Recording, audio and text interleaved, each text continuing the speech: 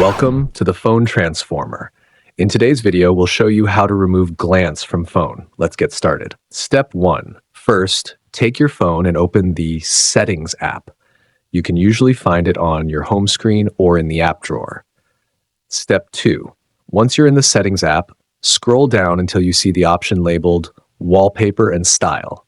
Tap on it to proceed.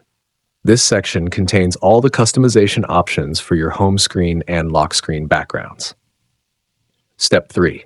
In the Wallpaper and Style menu, look for the Change Wallpapers option and tap on it. This will open a list of available wallpapers and additional settings related to your lock screen.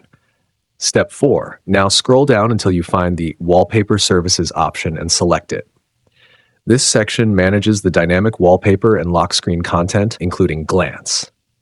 Step 5. At this point, you'll see that the glance feature is enabled on your device. To disable it, simply tap on the None button. After that, confirm your choice by tapping the Apply option.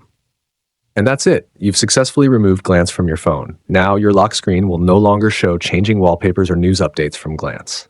Thanks for watching, and please subscribe to the channel.